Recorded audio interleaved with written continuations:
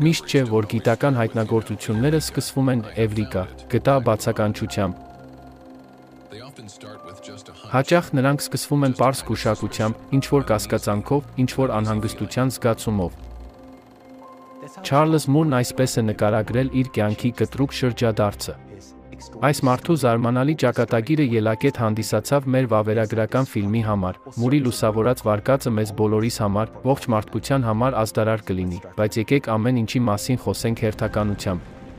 Աշխարհագրական մեծ հայտնագործությունների դարաշրջանը վաղուց անցել է, եւ մեզանից ոչ ոք չի կարծում, թե երկրագնդի վրա ինչ-որ տեղ մնացել են չբացահայտված մայրցամաքների, արշիպելագների կամ կղզիների մութ կետեր։ Կարդալով արկածային վեպեր ծովահենների եւ նվաճողների մասին, մեր երևակայությունը նկարում է օվկիանոսների եւ ծովերի անսահման կապույտ տարածություններ, կանաչի մեջ ընկղմված էկզոտիկ կղզիներ եւ շատ գեղեցիկ թռչունների, ձկների եւ կենդանիների։ Այդպես էր մտածում նաեւ Չարլզ Մուրը, Փլեյբոյը եւ Նավաստին, քիմիական ընկերության հարուստ սեփականատիրոջ որդին։ Չարլզը մեծացել էր Խաղաղ օվկիանոսի մոտակայքում եւ մանկուց երազում էր ծովային արկածների մասին։ 1997 թվականին նա մասնակցում էր Trans-Pac Yacht Race-ին, որը տեղի ունեցավ Լոս Անջելեսի եւ Հոնոլուլուի միջև։ Հավայան կղզիներից տուն վերադառնալիս նա իր երթուղին սահմանեց մի տարածքով, որը հայտնի է որպես Հյուսիս խաղաղօվկիանոսյան հորձանուտ։ Մի քանի օր նավարկելուց հետո Չարլզը հասկացավ, որ իր զբոսանավը բոլոր կողմերից շրջապատված է աղբով։ Նա եւ իր ընկերները լողալով մտել են աղբանոց։ Անցնելով հազարավոր կիլոմետրեր օվկիանոսի հեռուներով, ես չէի կարողանում տախտակամած բարձրանալ առանց մի քանի րոպեն մեկ լողացող որևէ պլաստիկի կտոր տեսնելու։ Այս ճամփորդությունից հետո փլուզվեցին ջրային անսահման տարածություններում, էկզոտիկ հողերում եւ տարօրինակ կենդանիներով եւ բույսերով կղզիներով նրա ռոմանտիկ արկածների մասին երազանքները։ Օվկիանոսի մակերեսն այլևս չէր հիացնում իր անաղարտ ու գուսական գեղեցկությամբ։ Տոննաներով լողացող պլաստիկ աղբը ցնցեց եւ գլխիվայր շուռ տվեց Չարլզ Մուրի կյանքը։ Այն, ինչ նա պետք է բացահայտեր, չէր տեղավորվում նրա մտքում։ Կապիտան Մուրը դարձավ հայտնագործողը, բայց միայն թե դա նրան չուրախացրեց, քանի որ նա հայտնաբերեց այն, ինչը հետագայում պետք է կոչվեր Խաղաղ օվկիանոսյան աղբի մեծ մայրցամաք։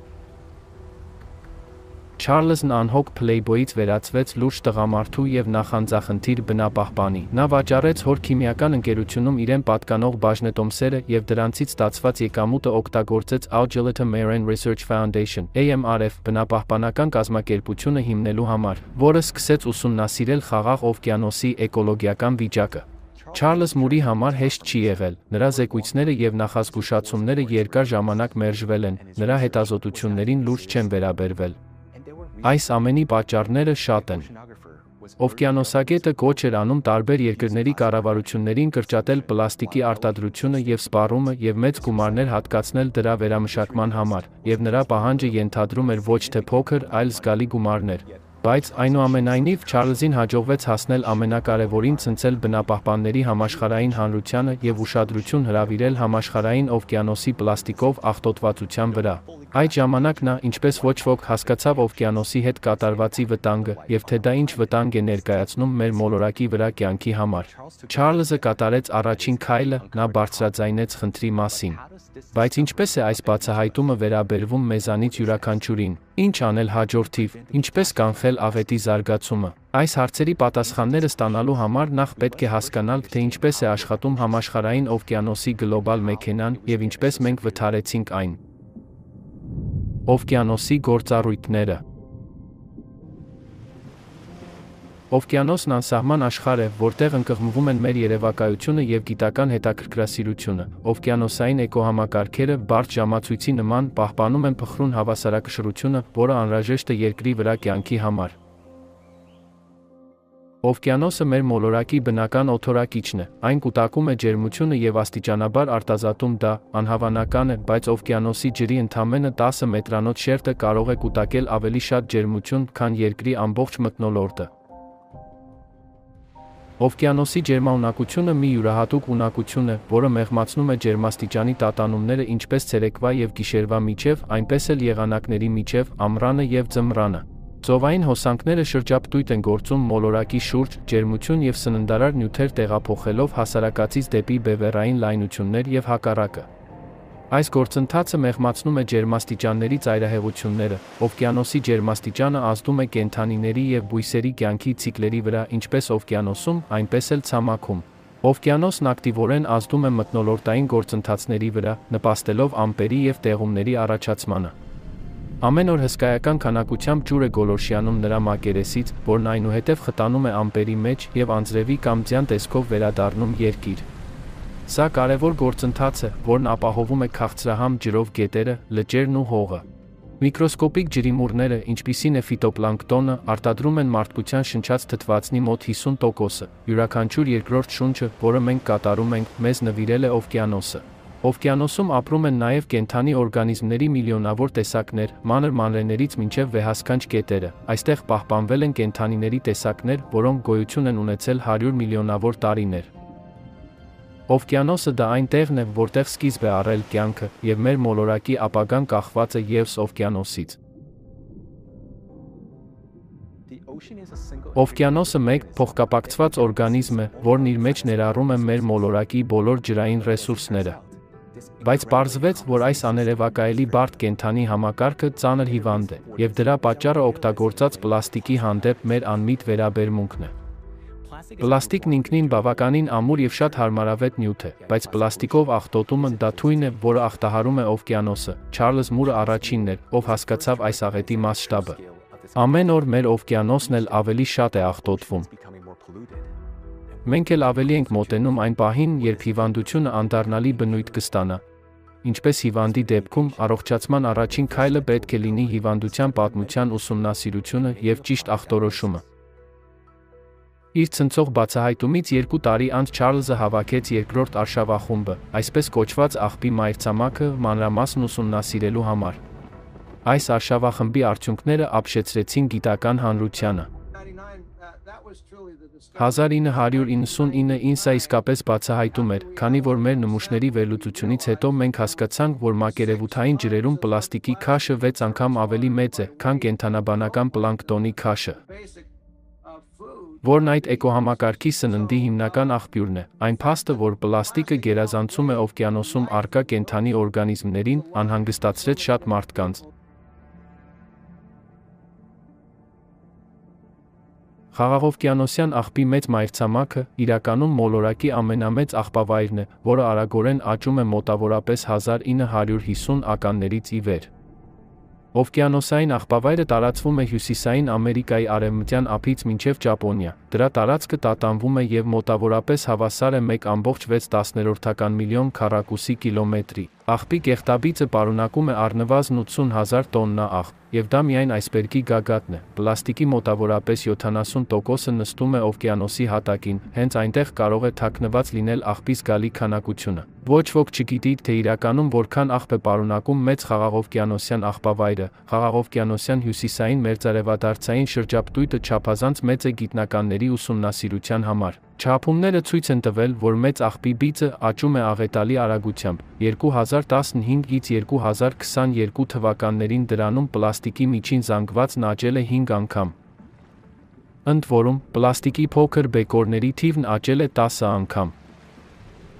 Ալգալիտա ծովային հետազոտությունների հիմնադրամի գիտական տնօրեն Մարկուս Էրիքսենն ԱՄՆ-ից ասել է. «Սկզբում մարդիկ ենթադրում էին, որ դա պլաստիկ թափոններից բաղկացած կղզի է, որի վրայով գրեթե հնարավոր է քայլել։ Այս տեսակետը ճշգրիտ չէ, ըստ բաղադրության, բիծը շատ նման է պլաստիկով ապուրի»։ Մեծ աղբավայրը սկսում է վերածվել մոլորակի 7-րդ մայրցամաքի, բայց այն միակը չէ։ Այժմ գիտնականները հաշվում են աղբի 5 մեծ կուտակումներ՝ երկուական, Ատլանտյան և Խաղաղ օվկիանոսներում, և մեկը Հնդկականում։ Միլիոնավոր տոննա պլաստիկ և այլ բեկորներ լողում են օվկիանոսներում։ Ուսումնասիրությունների համաձայն, այս բծերի աղբի մեջ 80%-ը կազմում են պլաստիկ թափոններն։ Աղբի կղզիները աճում են աղետալի առաջընթացով։ Եթե մենք նայենք մեր շուրջը, ապա կտեսնենք, որ մեր շուրջը գտնվող 10 իրերից 8-ը պատրաստված են պլաստիկից։ Մենք քնում ենք պլաստիկե լցոններով բարձերի վրա, մաքրում ենք ատամները պլաստմասե խոզանակներով, խմում ենք պլաստմասե շշերից։ Դուք կարող եք դիտել այս ֆիլմը պլաստմասե հեռուստացույցի, նոութբուքի կամ հեռախոսի էկրանին։ Առանց այդ նյութի մեր ներկայիս կյանքը պարզապես անհնար է պատկերացնել։ Աշխարհը մեր շուրջը դարձել է պլաստիկից։ Պլաստիկը մարդկության այսօրվա գլխավոր խնդիրներից մեկն է։ Մենք որոշեցինք, որ քանի որ ոչ ոք ուշադրություն չի դարձնում պլաստիկով աղտոտմանը, մենք կվերցնենք նախաձեռնությունը մեր ձեռքը և կսկսենք ստեղծել այն, ինչը հետագայում հայտնի դարձավ որպես մեծ զարթոնք պլաստիկի խնդրի նկատմամբ, արթնացնելով այն գիտակցումը, որ այս նյութը հավանաբար ամենատարածվածն է մեր առօրյա կյանքում։ Ես սիրում եմ ասել, որ քնելուց հետո մենք ամենաշատ ժամանակն ենք ծախսում պլաստիկե փաթեթները բացելու վրա, քանի որ չափազանց շատ ժամանակ է պահանջվում, որպեսզի մենք պարզապես դուրս բերենք իրերը պլաստիկից, որով բառացիորեն ծածկված է ամեն ինչ։ Ինչ սարսափելի հետևանքների է հանգեցնում համաշխարհային օվկիանոսի ջրերը պլաստիկ թափոններով անվերահսկելի աղտոտումը։ Եվ հիմնական խնդիրն այն է, որ պլաստիկը, ի տարբերություն այլ նյութերի, չի քայքայվում։ Այն մնում է շրջակա միջավայրում, այն չի անցնում սովորական կենսատրոհման ցիկլով, ի վերջո, այն հորինվել է բնական քայքայումը հաղթահարելու համար։ Այսպիսով, հաղթահարելով բնական քայքայումը, այն դարձել է մեր շրջակա միջավայրի մշտական բաղադրիչը։ Այսպիսով, հիմա մենք ունենք ընդհանուր պատկերացում, թե ինչ է աղբի մայրցամաքը։ Նրա տարածքը իսկապես հսկայական է և անընդհատ ավելանում է։ Բայց ինչ է տեղի ունենում այս հիվանդության օջախում։ Գուցե պլաստիկն ուղղակի լողում է մի տեղում և աստիճանաբար սուզվում դեպի օվկիանոսի խորքերը, որտեղ էլ քայքայվում է հսկայական ճնշման տակ։ Միգուցե դրանում ոչ մի սարսափելի բան չկա։ Այսպիսով, ինչ է հաջողվել պարզել մինչ օրս։ Պլաստիկի տրոհումը միկրո և նանոմասնիկների։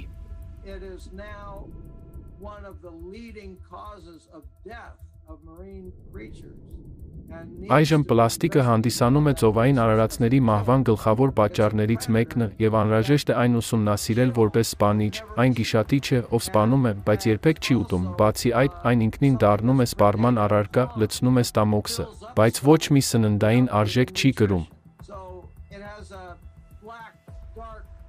Այն ունի մութ, չարաբաստիկ կողմ, սպանում է, իսկ ուտելուց հետո շարունակում է սպանել։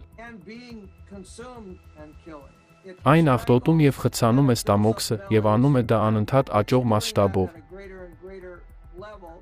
Եվ դա միայն միկրոպլաստիկի մակարդակում։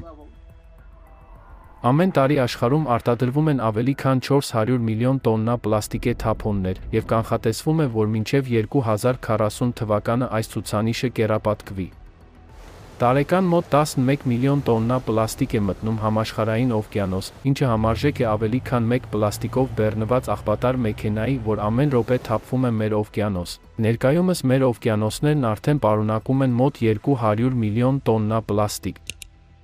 Հետազոտությունները ցույց են տալիս, որ մինչև 2050 թվականը օվկիանոսում պլաստիկի քանակությունը, հավանաբար, կգերազանցի բոլոր ձկնատեսակների քանակը։ Պլաստիկի քայքայման համար պահանջվում է 500-ից 1000 տարի։ Շրջակա միջավայրի պաշտպանության գործակալությունը հայտնել է, որ մարդկանց կողմից երբևէ ստեղծված ամբողջ պլաստիկի գրեթե 100%-ը շարունակում է դեռ գոյություն ունենալ։ Այս աղբը ոչ մի տեղ չի անհետանում, այլ միայն կուտակվում է։ Դա նման է բակում գտնվող աղբամանին, որտեղ մենք միայն աղբ ենք նետում, բայց ոչ ոք աղբահանությամբ չի զբաղվում։ Ինչ կլինի այս աղբամանի հետ մեկ ամսից։ Ջրի հաստույթում հայտնաբերված պլաստիկի բեկորները ընկնում են օվկիանոսի հոսանքների թակարդը, տեղափոխվում օվկիանոսի կենտրոնական շրջաններ և ձևավորում ամբողջ կղզիներ։ Այստեղ դուք կարող եք գտնել ձկնորսական ցանցեր, միանգամյա օգտագործման շշեր, փաթեթավորում, սանհանգույցների նստատեղեր, տիկնիկներ, ճանապարհային կոներ, ֆուտբոլի գնդակներ, ռետինե բադիկներ և նույնիսկ հեռուստացույցներ։ Պլաստիկը չի քայքայվում։ Բայց ալիքների, աղի ջրի և արևի լույսի ազդեցության տակ այն քայքայվում է փոքր մասնիկների, նույնիսկ երբեմն աչքի համար անտեսանելի, այս փոքր միկրո և նանոպլաստիկ կոչվող մասնիկները պահպանում են պոլիմերային կառուցվածքը։ Քայքայումը շարունակվում է մինչև մոլեկուլային մակարդակ։ Որքան է միկրոպլաստիկի քանակը։ Միկրոպլաստիկի մասնիկները նման են տարօրինակ խճանկարի, դրանք ստեղծվում են տարբեր տեսակի պլաստիկից և քիմիական հավելումներից, որոնք տատանվում են կախված դրանց քայքայման աստիճանից և շրջակա միջավայրի ազդեցությունից։ Հետևաբար, միկրոպլաստիկը շրջակա միջավայրում չի կարող դիտվել որպես հաստատուն և անփոփոխ մի բան։ Այն ուսումնասիրելը իսկական հանելուկ է։ Թեև օվկիանոսներում միկրոպլաստիկի ճշգրիտ քանակը անհայտ է դրա հայտնաբերման տեխնիկական դժվարությունների պատճառով, մենք կարող ենք տեսական հաշվարկներ կատարել, հասկանալու համար այս սպառնալիքի մասշտաբները, հաշվի առնելով, որ ներկայումս օվկիանոսներում կա մոտ 200 միլիոն տոննա պլաստիկե աղբ, մենք կարող ենք մտավոր փորձ անցկացնել։ Եթե օվկիանոսներում պարունակվող ամբողջ պլաստիկը բաժանեք 50 նանոմետր չափի մասնիկների, հաշվի առնելով դրանց խտությունը եւ համաշխարհային օվկիանոսի ծավալը, դուք իսկապես սարսափելի ցուցանիշ կստանաք։ Յուրաքանչյուր լիտր օվկիանոսային ջրի մեջ կգտնվեն 286 միլիոն այդպիսի միկրոմասնիկներ։ Իրականում դեռ ամբողջ պլաստիկը չէ, որ գտնվում է միկրո եւ նանոպլաստիկի տեսքով, բայց մենք հասկանում ենք, որ վաղ թե ուշ այս ամբողջ պլաստիկը անխուսափելիորեն կքայքայվի մինչև անթիվ նանոմասնիկների։ Արդեն այսօր գիտնականները օվկիանոսի ջրի յուրաքանչյուր կաթիլում միկրոպլաստիկի մասնիկներ են գտնում, միևնույն ժամանակ օվկիանոսում կան դրա ավելի բարձր կենտրոնացման գոտիներ։ Համաշխարհային գիտական ուսումնասիրությունների մեծ մասը, որոնք նկարագրում են ծովային պլաստիկով աղտոտվածության մասշտաբներն ու ծավալները, սահմանափակվել են օվկիանոսի մակերեսային շերտով, հետազոտությունները ցույց են տալիս, որ համաշխարհային օվկիանոսի մակերեսին լողում են մոտ 358 տրիլիոն միկրոպլաստիկի մասնիկներ, այնուամենայնիվ, ավելի ու ավելի շատ ապացույցներ կան, որ ավելի խորը վայրերում եւ ներքևի նստվածքներում կան միկրոպլաստիկի մասնիկների անթիվ տրիլիոններ։ Թեթև պլաստիկը լողում է մակերեսի վրա, մինչդեռ ավելի խիտ կամ կյանքով բնակեցված պլաստիկը ընկղմվում է ծովի հատակ։ Ենթադրվում է, որ քաղաքային թափոններում պարունակվող պլաստիկը մոտ 50%-ն ավելի մեծ խտություն ունի, քան ծովի ջուրը, ուստի այն հեշտությամբ իջնում է հատակը եւ տեղափոխվում խորջրյա հոսանքների միջոցով, կուտակվելով խրամատներում եւ իջվածքներում։ Միկրոպլաստիկը հայտնաբերվել է նույնիսկ օվկիանոսի ամենախորը կետում, ներքևում Մարիանյան իջվածքում։ Իրականում ոչ թե օվկիանոսի մակերեսը, այլ խորը հատակն է միկրոպլաստիկե աղբի հիմնական կուտակման վայրը։ Արդյունքում, ողջ օվկիանոսային հատակը աստիճանաբար ծածկվում է պլաստմասե ծածկոցով։ Միաժամանակ օվկիանոսի աղտոտվածության մասին տվյալները միկրոպլաստիկով թերագնահատված են եւ, փաստորեն, ամեն ինչ շատ ավելի վատ է։ Ոչ բոլորն ունեն հասանելիություն դեպի շատ բարդ եւ թանկարժեք նմուշարման գործիքներ եւ սարքավորումներ, բացատրում է Մելանի Բերգմանը կենսաբան Գերմանիայում գտնվող Ալֆրեդ Վեգեների ինստիտուտից։ Նա կարծում է, որ ծովային միկրոպլաստիկի մասնիկների մինչև 90%-ը կարող է չգրանցվել ստանդարտ նմուշավորման մեթոդներով, քանի որ դրանք չափազանց փոքր են հայտնաբերելու համար, պլաստիկի ամենաբարձր կոնցենտրացիան գտնվում է աղբի գոտիներում։ Այս օվկիանոսային աղբանոցները մի գործարան են, որտեղ միկրոպլաստիկի անընդհատ ձևավորման գործընթաց է տեղի ունենում, ինչպես վիրուսը տարածվում է արյան միջոցով ամբողջ օրգանիզմով, այնպես էլ միկրոպլաստիկը տարածվում է օվկիանոսային հոսանքներով ամբողջ օվկիանոսով մեկ։ Քանի որ օվկիանոսային շրջապտույտները առկա են աշխարհի բոլոր օվկիանոսներում, միկրոպլաստիկի կուտակումը տեղի է ունենում գլոբալ մասշտաբով, եւ նույնիսկ այնպիսի ամայի վայրը, ինչպիսին Արկտիկան է, բացառություն չէ։ Սառցե միջուկների հետազոտությունները ցույց են տվել, որ միկրոպլաստիկով աղտոտվածության մակարդակը հյուսիսային Սառուցյալ օվկիանոսում կարգով 2 անգամ, այսինքն 100 անգամ, ավելի բարձր է, քան Խաղաղ օվկիանոսում։ Բացի աղտոտման երկու շերտերից, մակերեսային եւ հատակին մերձ, միկրոպլաստիկի կոնցենտրացիան զգալիորեն ավելանում է մեկ այլ տարածքում, ջերմային սեպի շրջանում։ Դա ջրի մի շերտ է, որտեղ կատարվում է ջերմաստիճանի կտրուկ փոփոխություն, իսկ բարձր խտության գրադիենտի պատճառով միկրո եւ նանոպլաստիկ մասնիկները խրվում են այդ շերտերի մեջ եւ մնում այնտեղ երկար ժամանակ։ Պատկերացրեք օվկիանոսը որպես շերտավոր կարկանդակ, որտեղ յուրաքանչյուր շերտն ունի իր յուրահատուկ ջերմաստիճանը եւ խտությունը, եւ միկրոպլաստիկը մնում է այդ շերտերի սահմաններում։ Բացի այդ, միկրոպլաստիկը կարող է տեղափոխվել օվկիանոսում եւ կենդանի արարածների միջոցով, որոնք կուլ են տալիս Մարսում եւ արտազատում դա։ Արդեն անհերքելի է, որ միկրոպլաստիկն ամենուր է, այն առկա է բոլոր ջրավազաններում, քանի որ մեր մոլորակի օվկիանոսները, գետերը եւ լճերը փոխկապակցված են, բայց ոմանք կարող են առարկել։ Դե լավ, թող այդպես լինի, բայց միկրոպլաստիկն այնքան փոքր է, որ ես չպետք է անհանգստանամ դրա մասին։ Ի վերջո, ես դա չեմ տեսնում իմ խմած ջրի եւ աղցանի միջի լոլիկի մեջ, չնայած դրանք աճեցվել են ջրի կիրառմամբ, որը փոխկապակցված գլոբալ ջրային ցիկլի մի մասն է։ Ես չեմ կարող տեսնել, թե ինչպես է դա տեղի ունենում։ Միգուցե դա այդքան էլ վտանգավոր չէ, բայց արդյոք դա այդպես է։ Միկրոպլաստիկը տոքսինների եւ բակտերիաների աղբյուր է։ Արևի և ալիքների ազդեցությամբ պլաստիկը տարալուծվում է ավելի փոքր բեկորների, իսկ նրա կազմի մեջ գտնվող ներկանյութերը, պլաստիֆիկացնողները և այլ քիմիական միացությունները դուրս են թափվում օվկիանոսի ջրի մեջ, նրանցից շատերը թունավոր են, այսպիսով, օվկիանոսի ջուրը վերածվում է թունավոր ապուրի։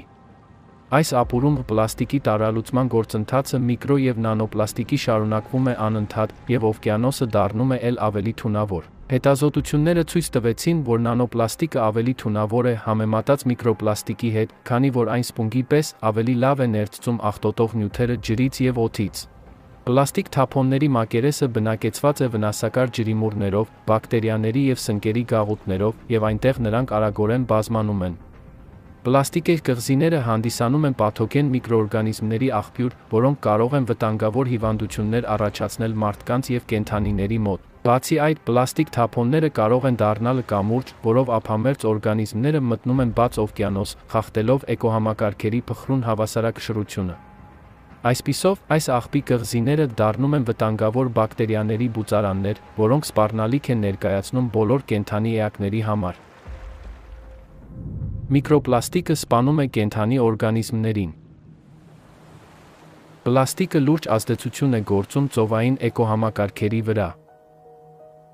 Պլաստիկով աղտոտումը ամեն տարի սպանում է ավելի քան 1 միլիոն ծովային թռչունների և 100,000 ծովային կենդանիների, ծովային կրիաների 100%-ի ստամոքսում պլաստիկ է հայտնաբերվել, երբ մարջանը բախվում է պլաստիկի հետ, նրա ախտահարման հավանականությունը մեծանում է 4%-ից մինչև 89%։ Սա աղետ է, քանի որ բուստախութերը ծովային բնակիչների 1/4-ի բնակավայրն են։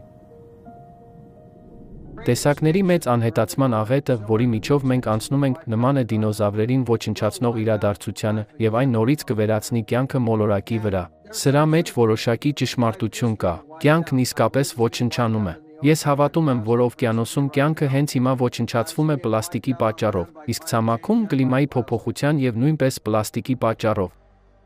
Միկրոպլաստիկը այնքան փոքր է, որ պլանկտոնը կլանում է դրան։ Իսկ պլանկտոնը սննդային շղթայի հիմքն է։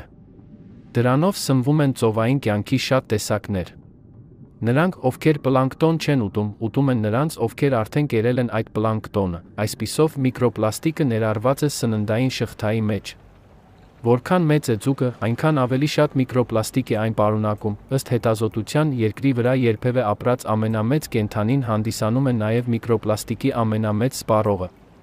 Յուրաքանչյուր կետ օրական ուտում է մինչև 43.6 կիլոգրամ պլաստիկ, ավելին, կետերը պլաստիկ չեն ստանում անմիջապես ջրից, 99% միկրոպլաստիկը կենդանիների օրգանիզմ է մտնում սննդի միջոցով։ Այսինքն, այս նյութն արդեն գտնվում է այն որսի ներսում, որը կլանում են կետերը։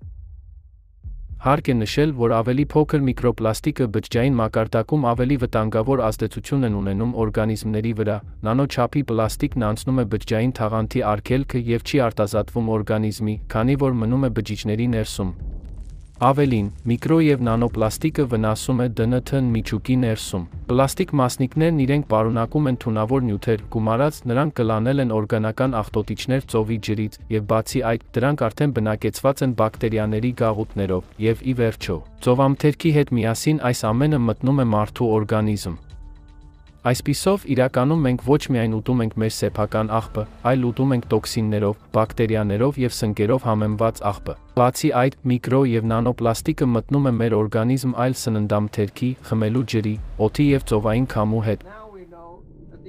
Այժմ մենք գիտենք, որ միկրոպլաստիկը վերածվում է նանոպլաստիկի, այն մտնում է օդի մեջ, մեր ջրի մեջ, մեր սննդի մեջ և նույնիսկ մեր բանջարեղենի մեջ, և եթե ի սկզբանե համարվում էր, որ սա մեծ խնդիր է միայն ծովային արարածների համար, ապա այժմ ակնհայտ է, որ դա խնդիր է յուրաքանչյուր մարդու, բոլոր էկոհամակարգերի, բոլոր բնակավայրերի համար։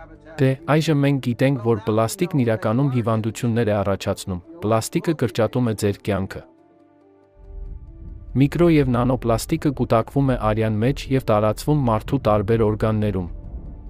Միկրոպլաստիկի մասնիկներն արդեն հայտնաբերվել են արյան, ուղեղի, սրտի, թոքերի, կրծքի կաթի, ընկերքի և բոլորովին վերջերս դրանք հայտնաբերվեցին նաև առնանդամի, ամորցիների և մարդու սերմնահեղուկի նմուշների մեջ։ Պլաստիկից արտազատվող թունավոր նյութերը խաթարում են ներզատական համակարգը։ Սա հանգեցնում է լուրջ հետևանքների անպտղությունից և հորմոնալ անհավասարակշռությունից մինչև քաղցկեղի, այդ թվում կրծքագեղձի, ձվարանների և շագանակագեղձի քաղցկեղի ռիսկի բարձրացման։ Պլաստիկի քիմիական հավելումները նույնպես բացասաբար են ազդում սրտանոթային համակարգի վրա և բարձրացնում են աթերոսկլերոզի ռիսկը։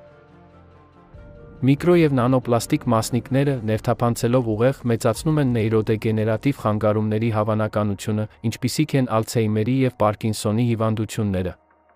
Պլաստիկ մասնիկները ներշնչելը նպաստում է ասթմայի և նույնիսկ թոքերի քաղցկեղի զարգացմանը։ Ջրածնային կապերը դրա հիմնական կապող ուժն է, որը կազմակերպում է նյութը, վերածելով այն բարձր կազմակերպված կառույցների։ Հետազոտությունները ցույց են տալիս, որ նանոպլաստիկի առկայության դեպքում սպիտակուցի մոլեկուլները դեֆորմացվում են նանոպլաստիկի և սպիտակուցների միջև ամուր ջրածնային կապերի ձևավորման պատճառով։ Բայց բոլոր կենդանի օրգանիզմները կազմված են սպիտակուցից։ Դրա դեֆորմացիան կարող է լուրջ կենսաբանական հետևանքներ ունենալ, որոնք կազդեն բջիջների, հյուսվածքների և օրգանների աշխատանքի վրա, սա սպառնում է մոլորակի վրա ողջ կենդանի կյանքի գոյությանը։ Ինչպես տեսնում եք, աղբի մայրցամաքի խնդիրը, որտեղ պլաստիկը տրոհվում է միկրոմասնիկների և տարածվում մոլորակի բոլոր ջրերում, պարզվեց, որ շատ ավելի լայն է։ Առաջին հիմնական եզրակացությունն այն է, որ միկրո և նանոպլաստիկի խնդիրը վերաբերում է այս մոլորակի բոլոր մարդկանց և բոլոր կենդանի էակներին։ Ուզում ենք նշել, որ նանոպլաստիկը նույնիսկ ավելի վտանգավոր է, քան վիրուսները, քանի որ եթե վիրուսները ներթափանցում են բջիջների մեջ, ապա նանոպլաստիկը ավելի հեռուն է գնում, այսինքն այն ազդում է սպիտակուցային մոլեկուլների վրա։ Եվ քանի որ բոլոր կենդանի էակները կառուցված են սպիտակուցներից, նանոպլաստիկը ուղղակի սպառնալիք է երկրի վրա կենդանի կյանքի համար, ավելին, այն նույնիսկ ի վիճակի է ազդել գենետիկական տեղեկատվության կրիչի (DNT)-ի վրա, ինչը, հավանաբար, կարող է հանգեցնել նրա շղթաների խզման և գեների մուտացիաների։ Այսպիսով, պլաստիկի խնդիրն արդեն հստակ վերաբերում է մեզանից յուրաքանչյուրին, բայց դա դեռ ամենը չէ։ Որովհետև զարմանալիորեն օվկիանոսում պլաստիկի թափոնների ծավալը արագորեն աճում է, և դրան համընթաց նաև բնական աղետների քանակն ու ծանրությունը։ Եվ ահա հարց է առաջանում, արդյոք որևէ կապ կա ջրի յուրաքանչյուր կաթիլի մեջ ներթափանցած միկրո և նանոպլաստիկի և ներկայումս գոյություն ունեցող կլիմայական իրավիճակի միջև։ Իսկ միգուցե այստեղ որևէ կապ չկա, և եղանակը շուտով կվերադառնա իր նախկին հունին։ Բայց մինչ մենք կպատասխանենք այս հարցերին, եկեք տեսնենք, թե ինչ է կատարվում կլիմայի հետ։ Օվկիանոսի տաքացումը։ 2024 թվականի ՅՈՒՆԵՍԿՕ-ի օվկիանոսների վիճակի մասին հաշվետվությունը ցույց է տալիս տագնապալի պատկեր։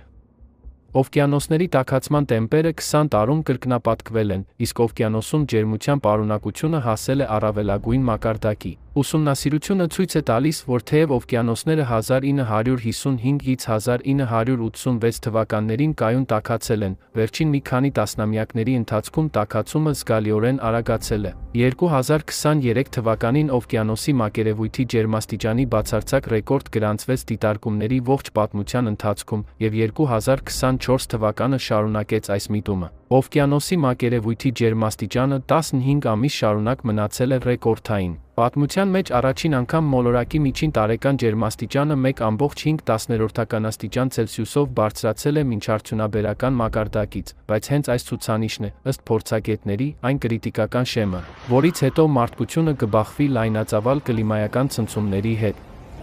Այս աճը սպասվում էր 21-րդ դարի կեսերին, բայց իրականում մենք արդեն հատել ենք այն։ Ըստ ՄԱԿ-ի գնահատականների, ակնկալվում է, որ այս միտումը կպահպանվի, իսկ գլոբալ ջերմաստիճանը այս դարում կբարձրանա մոտ 3 աստիճանով, ըստ Ցելսիուսի։ Սիդնեյի տեխնոլոգիական համալսարանի կիրառական ֆիզիկայի պատվավոր պրոֆեսոր Ջեֆ Սմիթը հայտնում է, որ 70 տարվա տվյալները վկայում են օվկիանոսի ջերմաստիճանի և օվկիանոսներում պահվող էներգիայի ընդհանուր ծավալի աճի արագացման մասին։ Ժամանակակից գիտական մոդելները, հաշվի առնելով մթնոլորտում ջերմոցային գազերի պարունակության մշտական աճը, կանխատեսումներ չեն պարունակում այսպիսի սպառնալից արագացման համար, ասել է պրոֆեսոր Սմիթը։ Ընդ որում, վերջին 60 տարում օվկիանոսները մեծ խորություններում 15 անգամ ավելի արագ են տաքացել, քան նախորդ 10,000 տարում։ Սա նշանակում է, որ գլոբալ տաքացման գործընթացները չեն սահմանափակվում միայն ջրի վերին շերտերով, այլ ազդում են օվկիանոսի խորքային մասերի վրա, որտեղ չեն ներթափանցում արևի ճառագայթները։ Նման խորություններում ջուրը տաքացնելու համար հսկայական էներգիա է պահանջվում, ինչը ցույց է տալիս խնդրի մասշտաբը։ Գիտնականների գնահատականներով, որպեսզի օվկիանոսը տաքանա այնպիսի արագությամբ, ինչպիսին հիմա է, անհրաժեշտ է այնքան էներգիա, որքան կազատվի, եթե տարվա ընթացքում յուրաքանչյուր վայրկյան պայթեցվի Հիրոսիմայի վրա նետված 7 ատոմային ռումբ։ Սրանք հսկայական թվեր են, որոնք հարցեր են առաջացնում։ Ջերմաստիճանի բարձրացման հետ մեկտեղ օվկիանոսի ջրերը կայուն բարձրանում են, սպառնալով կլանել ամբողջ ափամերձ տարածքները։ Ավելի քան 2 դարում համաշխարհային օվկիանոսի մակարդակը բարձրացել է 21 սանտիմետրով, իսկ վերջին 30 տարում 10,1 սանտիմետրով ավելի արագ, քան նախորդ տարիներին, եւ աճը դեռ շարունակվում է։ Եթե միտումը շարունակվի, միլիոնավոր մարդիկ կդառնան փախստականներ, որոնք ստիպված կլինեն լքել իրենց տները եւ ապաստան փնտրել ծովափներից հեռու։ Նաեւ օվկիանոսը կորցրել է իր թթվածնի 2%-ը 1960 ականներից սկսած, իր ջրերում ջերմաստիճանի բարձրացման եւ դրանց մեջ պարունակվող աղտոտիչների, ներառյալ արդյունաբերական, կենցաղային եւ գյուղատնտեսական արտահոսքի պատճառով։ Ափամերձ տեսակները խեղդվում են թթվածնի մակարդակի նվազումից, բացահայտվել են 700 մեռյալ գոտիներ, որտեղ գրեթե չի մնացել ծովային բուսական եւ կենդանական աշխարհ։ Օվկիանոսների տաքացումը հանգեցնում է ավելի հաճախակի եւ ծանր եղանակային իրադարձությունների, ինչպիսիք են ջրհեղեղները, թայֆունները եւ ծայրահեղ անձրևները։ Այս ամենը սպառնում է մոլորակի էկոհամակարգերին եւ միլիարդավոր մարդկանց կյանքին։ Տարեցտարի այդ գործընթացն արագանում է, եւ փոփոխություններն էլ ավելի նկատելի են դառնում։ Տարերային աղետների անոմալ աճ։ Օվկիանոսը, որը երկար տարիներ կատարում էր կլիմայի բնական կարգավորիչի դերը, այժմ ինքն է դարձել կործանարար երևույթների աղբյուր։ Անոմալ տեղումներ եւ ջրհեղեղներ։ Օվկիանոսների տաքացումը մեծացնում է գոլորշիացումը, մթնոլորտը հագեցնելով խոնավությամբ, որն այնուհետև վերածվում է ինտենսիվ տեղումների։ Եվ այսպես, 2000 թվականից ի վեր Եվրոպայում անոմալ տեղումների քանակը փոխվել է։ Տեղումների ռեկորդները հասել են նոր մակարդակի։ Մեկ օրում տեղացած անձրևի ամսական նորման այլևս ոչ մեկին չի զարմացնում։ Տարեկան անձրևները մի քանի օրվա կամ նույնիսկ ժամերի ընթացքում դարձել են նոր իրականություն։ Ընդամենը 3 օրվա ընթացքում Իրանում տեղացել է տարեկան անձրևների գրեթե 4 նորման։ Օմանում ընդամենը 24 ժամում ընկել է այնքան անձրև, որքան 2 տարվա ընթացքում։ Իսկ Արաբական Միացյալ Էմիրություններում նույն ժամանակահատվածում գրանցվել է տեղումների տարեկան 5 նորմա։ Նման տեղումներով հնարավոր չէ խուսափել ավերիչ աղետալի ջրհեղեղից։ Ցավոք, դրա վառ օրինակը Իսպանիայում տեղի ունեցած մահաբեր ջրհեղեղներն էին։ Վալենսիայի մարզում 1 տարեկան նորմայից ավելին տեղացել է ընդամենը 8 ժամում։ Սա հանգեցրեց ավերիչ ջրհեղեղների, որոնց զոհ դարձավ ավելի քան 220 մարդ։ Քաղաքի փողոցները վերածվեցին ցեխի, ջարդուփշուր մեքենաների ու տների խառնաշփոթ բեկորների։ Ապրիլի վերջից աննախադեպ չդադարող ջրհեղեղները ծածկել են Բրազիլիայի հարավը։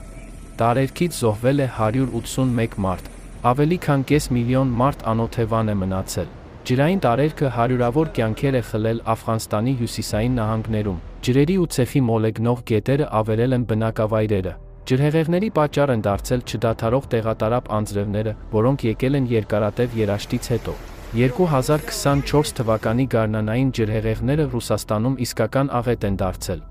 Տուժել է երկրի 39 մարզ։ Ամենածանր իրավիճակը ստեղծվել էր Օրենբուրգի մարզում։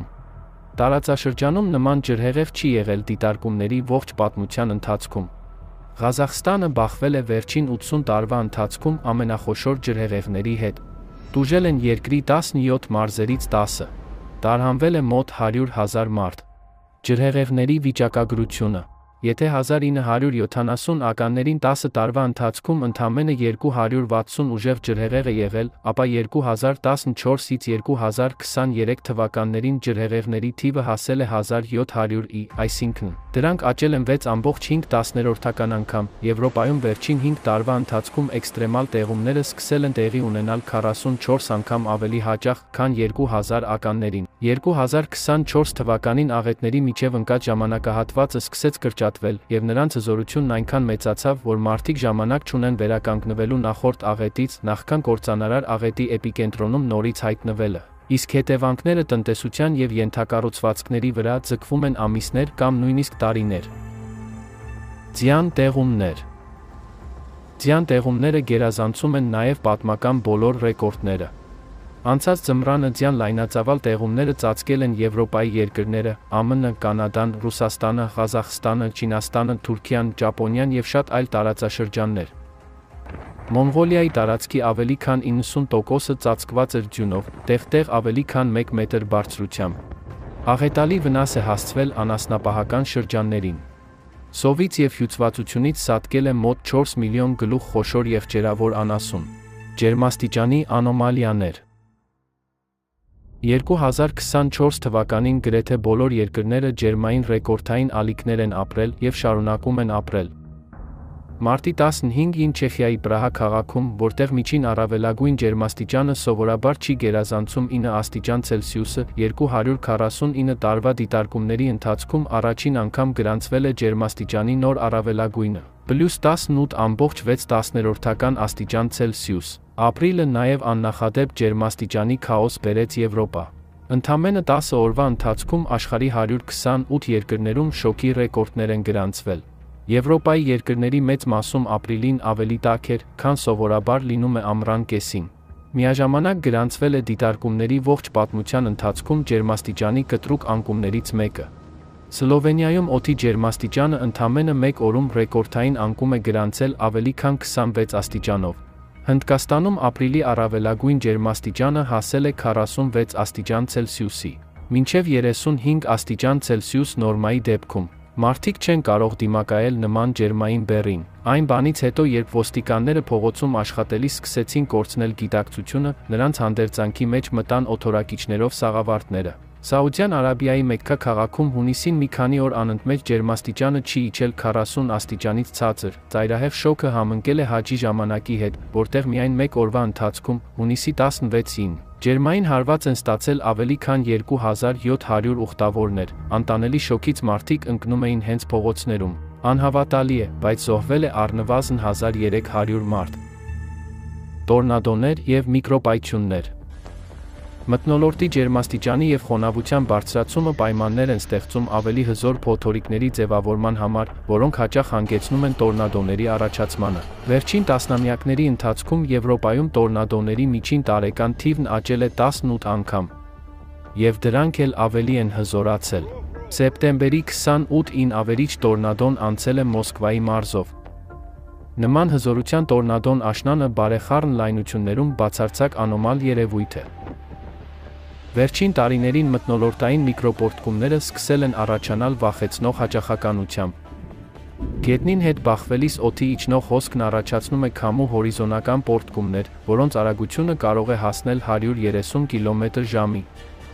Դա նման է երկնքից հսկայական դույլով ջուր լցնելուն, մոտ 5 կմ շառավղով։ Դրանք կարող են լինել շատ լոկալ, ինչպես դա տեղի է ունեցել Բրազիլիայում։ Այստեղ ավերվել է մարզահրապարակը, որից գրեթե ոչինչ չի մնացել, միայն բեկորներ ու աղբ, կարծես այնտեղ պայթյուն է տեղի ունեցել։ Իսկ մոտակայքում գտնվող շենքերը մնացել են անձեռնմխելի, նույնիսկ փխրուն արևային վահանակները չեն տուժել։ Հարկ է նշել, որ միկրոպորտկումները կանխատեսելի չեն։ Սա դրանց ավելի վտանգավոր է դարձնում։ Մրրիկներ եւ փոթորիկներ։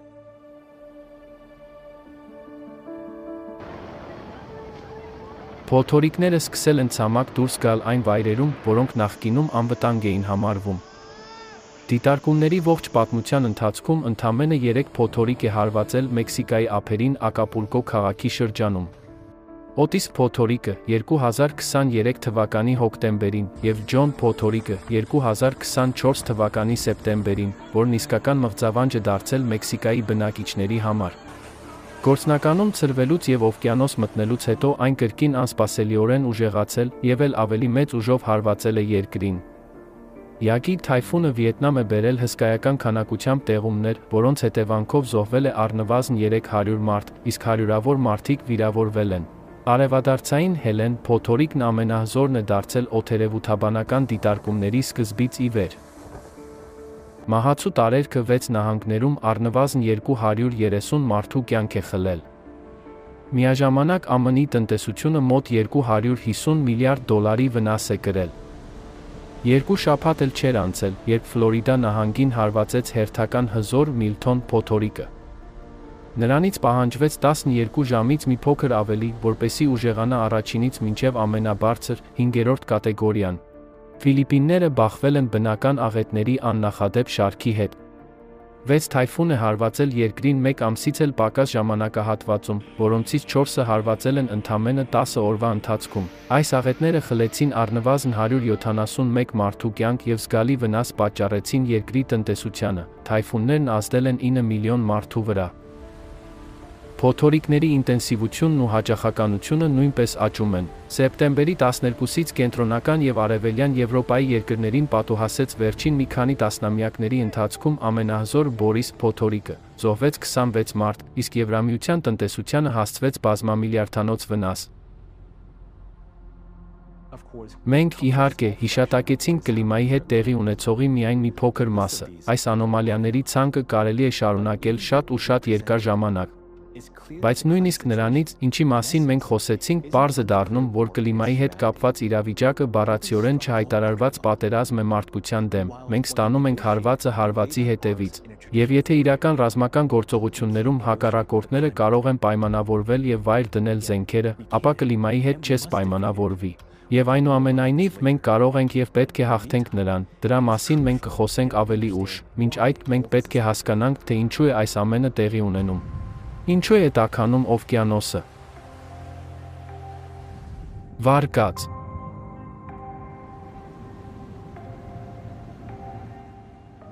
Հիմնական ընդհանուր գործոնները, որոնք ազդում են օվկիանոսի տաքացման վրա, ջերմոցային գազերն են, ինչպիսին է CO2-ը։ Այս գազերը նպաստում են մթնոլորտում ջերմության պահպանմանը և ջրի վերին շերտերի տաքացմանը։ Այնուամենայնիվ, կան նաև այլ գործոններ, որոնք կարող են նաև զգալի դեր ունենալ։ Եկեք նայենք երկու գծապատկերներին։ Վերջին տասնամյակների ընթացքում օվկիանոսներում պլաստիկի կոնցենտրացիայի աճի գրաֆիկը։ 20-րդ դարի կեսերից մենք տեսել ենք, որ օվկիանոսում պլաստիկի քանակությունը բարձրացել է։ 20-րդ դարի կեսերը համընկնում են արդյունաբերության արագացված զարգացման և պլաստիկի արտադրանքի զանգվածային արտադրության ժամանակաշրջանի հետ։ Նույն ժամանակահատվածում օվկիանոսներում ջերմաստիճանի աճի գրաֆիկը։ Այս գրաֆիկը ցույց է տալիս օվկիանոսների մակերևույթի միջին ջերմաստիճանի զուգահեռ աճը, որը նույնպես դիտվել է 20-րդ դարի կեսերից։ Այս երկու գծապատկերները համադրելով մենք կարող ենք որոշակի փոխկապակցվածություն նկատել օվկիանոսներում պլաստիկի կոնցենտրացիայի աճի և դրանց ջերմաստիճանի բարձրացման միջև։ Սա ենթադրում է,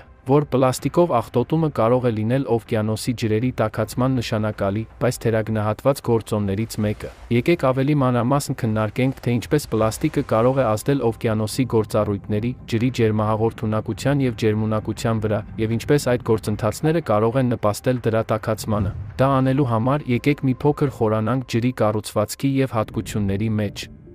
Ջրի եզակի բնութագրերը։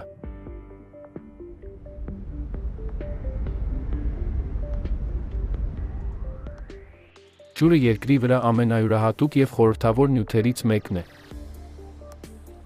Ինչ նյութ է թաքնված H2O-ի պարզ քիմիական բանաձևի հետևում և ինչու է նրա կառուցվածքը յուրահատուկ և ունի ոչ պակաս եզակի հատկություններ։ Առաջին հերթին ջրի մոլեկուլը ամենափոքրն է նման եռատոմային մոլեկուլների մեջ։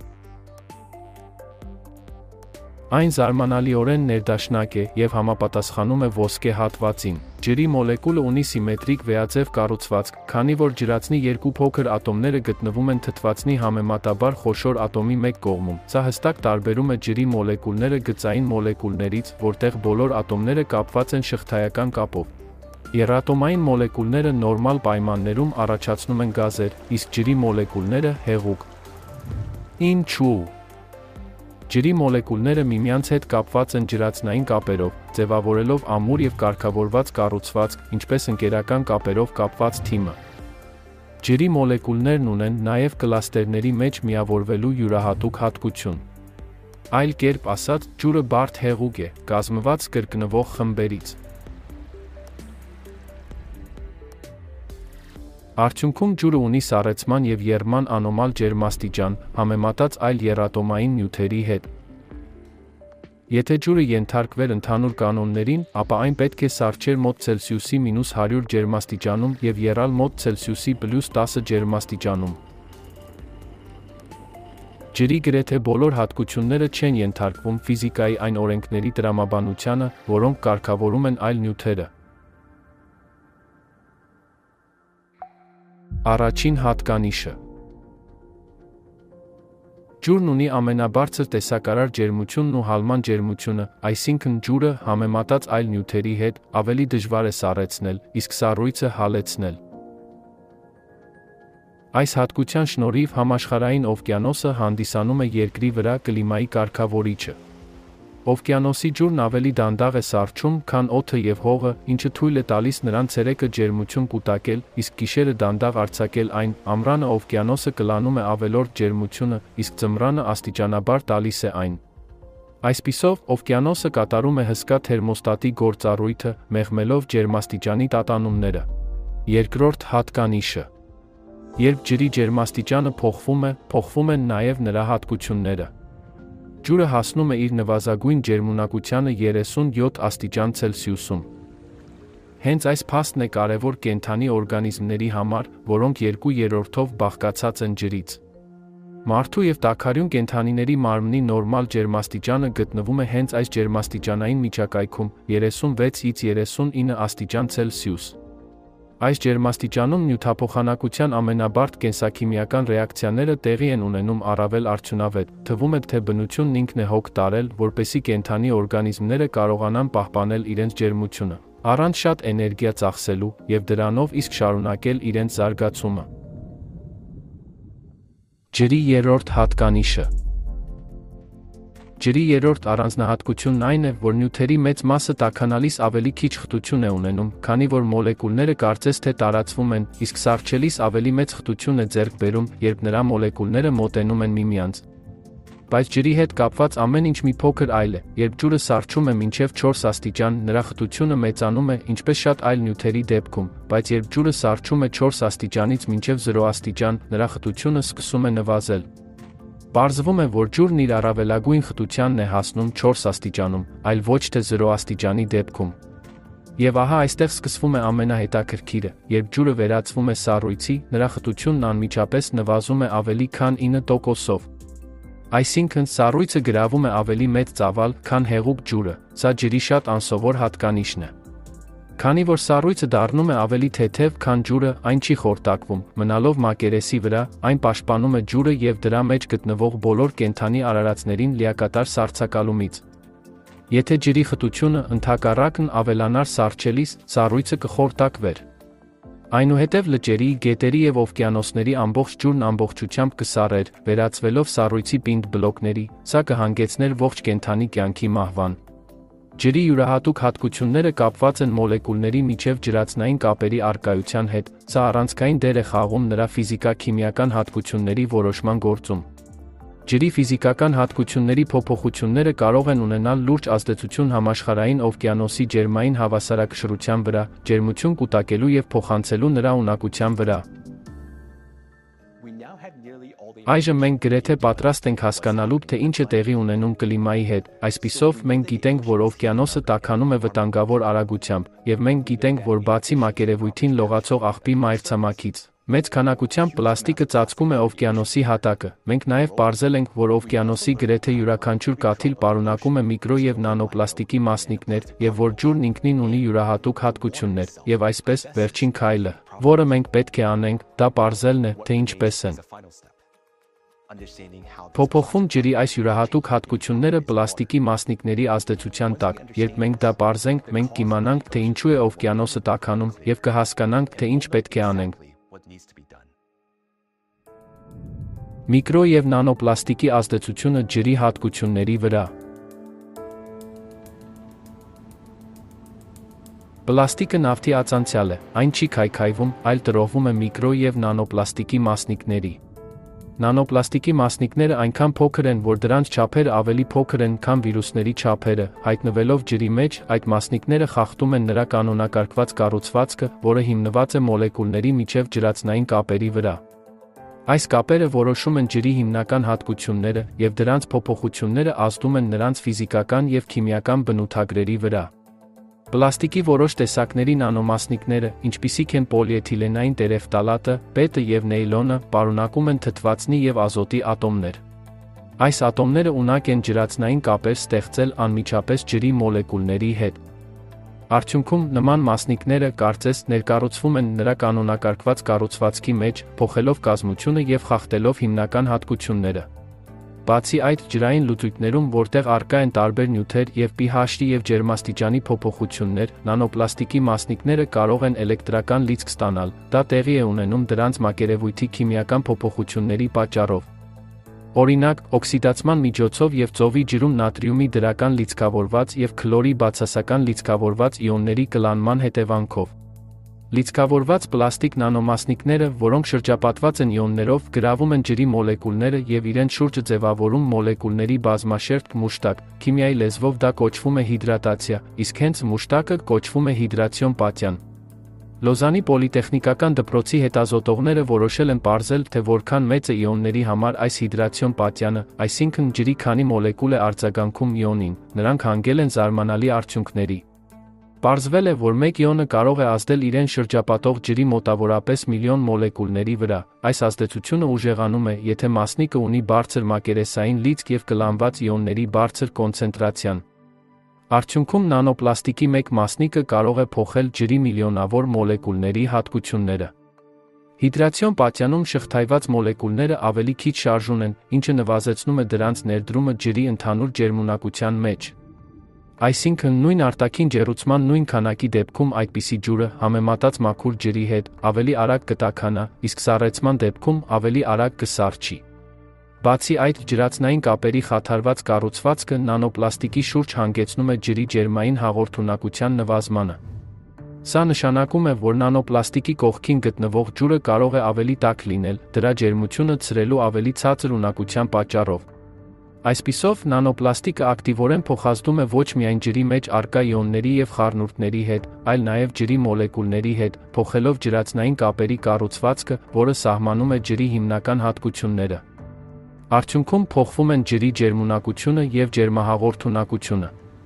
Սա հանգեցնում է ջերմաստիճանի բարձրացմանը եւ ամբողջ օվկիանոսի տաքացմանը։ Կարևոր է նշել, որ նանոպլաստիկի նույնիսկ փոքր քանակությունը կարող է հսկայական ազդեցություն ունենալ ջրի հատկությունների վրա, դա պահանջում է հետագա հետազոտություններ եւ նանոպլաստիկի կոնցենտրացիայի գնահատում տարբեր ջրային միջավայրերում, որպեսզի լիովին հասկանանք դրա ազդեցությունը։ Նանոպլաստիկ մասնիկները օվկիանոսում նման են մի գթալ ջութի, մեղրի տակառի մեջ։ Միկրո եւ նանոպլաստիկը հոսանքների միջոցով տեղափոխվում է օվկիանոսով մեկ, լողացող մասնիկները մնում են մակերեսի վրա, մինչդեռ ավելի խիտ կամ բիոտայով աղտոտված միկրոպլաստիկը սուզվում է ծովի հատակ, եւ եկեք հիշենք ջերմային սեպի գոտիների մասին։ Ջրի այս շերտերն ունեն տարբեր ջերմաստիճան եւ խտություն, եւ հետեւաբար միկրոպլաստիկը կարող են զգալի քանակությամբ կուտակվել այստեղ։ Եկեք դիտարկենք դա, օգտագործելով բազմահարկ շենքի օրինակը։ Պատկերացրեք 10 հարկանի շենք, որտեղ 5-րդ եւ 10-րդ հարկերում ջերմային խցանումներ կան, որոնք խաթարում են ջերմության բնականոն հեռացումը, հավասարաչափ բաշխվելու փոխարեն ջերմությունը կուտակվում է այս հարկերում եւ չի հեռանում տանիքով։ Ջերմապատկերը ցույց կտա, որ այս շենքի ներսում ջերմաստիճանը զգալիորեն ավելի բարձր է, քան նույն մեկ այլ շենքի ջերմաստիճանը, որտեղ չկա ջերմային գերբեռնվածություն։ Նման կերպ նանոպլաստիկը ջրային միջավայրում խախտում է բնական ջերմափոխանակման մեխանիզմները։ Այսպիսով, օվկիանոսի ջրերում նանոպլաստիկի կոնցենտրացիայի ավելացումը հանգեցնում է բնական ջերմափոխանակման մեխանիզմների խաթարմանը։ Սա, ի վերջո, կարող է նպաստել ամբողջ օվկիանոսի ջերմաստիճանի բարձրացմանը, ինչը կազդի ամբողջ մոլորակի կլիմայի վրա։ Երբ ջուրը տաքանում է, այն հակված է ավելորդ ջերմություն արձակելու, երբ ջուրը տաքանում է, նրա մոլեկուլները սկսում են ավելի արագ շարժվել, ուղղվելով դեպի մակերես։ Ազդեցությունը մթնոլորտի վրա։ Ավելորդ էներգիայի պատճառով ջրի որոշ մոլեկուլներ անջատվում են մյուս մոլեկուլներից եւ վերածվում գոլորշու։ Պատկերացրեք, որ օդապարուկը դանդաղ բարձրանում է դեպի երկինք, այդ օդապարուկը մեր ջրային գոլորշիներն են։ Բարձրության ավելացման հետ օդի ջերմաստիճանը նվազում է, նման պայմաններում ջրի գոլորշին սկսում է խտանալ, վերածվելով մանր կաթիլների։ Բայց որպեսզի ջրի կաթիլները ձևավորվեն, դրանք ունեն միկրոսկոպիկ մասնիկների աջակցության կարիք, որոնք կոչվում են կոնդենսացիոն միջուկներ։ Դրանք կարող են լինել փոշու մասնիկներ, ծովի աղը կամ մուրը, որքան շատ լինեն կոնդենսացիոն միջուկները, այնքան ավելի արագ է ընթանում գործընթացը։ Մթնոլորտում ջրի գոլորշին և ջրի կաթիլները բախվում են շրջակա օդում առկա էլեկտրական դաշտերի ու մթնոլորտի ստատիկ լարվածության հետ և ձեռք են բերում էլեկտրական լիցք։ Լիցքերը չափազանց կարևոր են և ամպերի ձևավորման գործընթացում որոշիչ դեր են խաղում։ Եթե դուք շրջապատված եք վատ եղանակով և ամպրոպով, ապա գիտեք, որ որոշ ամպեր ունեն էլեկտրական լիցքեր։ Բայց վաղուց արդեն հայտնաբերվել է, չնայած դա այժմ առանձնապես կարևոր կամ արդիական չի համարվում, որ իրականում բոլոր ամպերն են լիցքավորված։ Այսպիսով, եթե նայեք ամպին, օրինակ, որը ես դիտում եմ հենց հիմա, հարց է առաջանում. Ինչպես են դրանք ձևավորվում, ինչ է կատարվում այնտեղ, և մենք պարզեցինք, որ լիցքերը առանցքային դեր են խաղում։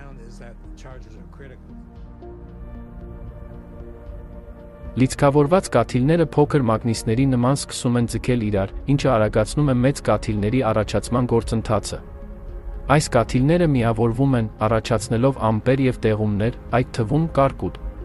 Բայց երբ գործընթացին խառնվում են միկրո և նանոպլաստիկի մասնիկները, դրանք կարող են խախտել մթնոլորտում այս էլեկտրական և ջրային գործընթացների նուրբ հավասարակշռությունը։ Սառցե բյուրեղների և աերոզոլային մասնիկների փոխազդեցությունը, ներառյալ պլաստիկը, մեծացնում է մթնոլորտի էլեկտրաստատիկ լիցքը։ Ավելին, միկրո և նանոպլաստիկի մասնիկները դառնում են ջրի գոլորշիների խտացման արդյունավետ կենտրոններ։ Այս լիցքավորված մասնիկների շուրջ ջրի կաթիլների, սառույցի բյուրեղների և կարկուտի առաջացման գործընթացն ավելի արագ է տեղի ունենում։ Որքան մեծ է նանոմասնիկների մակերեսը, այնքան մեծ են մթնոլորտում ձևավորվող կարկուտի և անձրևային ամպերի չափերը։ Մենք արդեն տեսնում ենք, որ նման իրադարձությունները դառնում են ավելի հաճախակի ու կործանարար։ Միկրո և նանոպլաստիկի առկայությունը կարող է ազդել օվկիանոսի մակերևույթից գոլորշիացման խտության և ֆիզիկական հատկությունների վրա, դանդաղեցնելով դրանց բարձրանալը, ասես փուչիկից թելով խճաքար կապած լինի։ Արդյունքում ամպեր են առաջանում սովորաբար 2 կիլոմետրից ավելի ցածր բարձրությունների վրա։ Ցածր ամպերը տեղաշարժվում և ավելի քիչ արդյունավետ են բաշխում տեղումները։ Սա որոշ շրջաններում առաջացնում է երաշտ, իսկ որոշ շրջաններում՝ առատ տեղումներ։ Ավելի խիտ ամպերը, ինչպես վերմակը, ջերմությունը պահում են մթնոլորտում և թույլ չեն տալիս, որպեսզի այն ցրվի տիեզերքում։ Ջերմաստիճանի բարձրացումը հանգեցնում է օվկիանոսների և ծովերի ջրի էլ ավելի մեծ գոլորշիացման, և որքան շատ է խոնավությունը, այնքան մթնոլորտը տաքանում է։ Դա արատավոր մի շրջան է, և հարկ է նշել, որ տաքացման յուրաքանչյուր աստիճանի դեպքում օդում խոնավություն ավելանում է մոտ 7%-ով, իսկ կայծակների քանակն ավելանում է 12%-ով։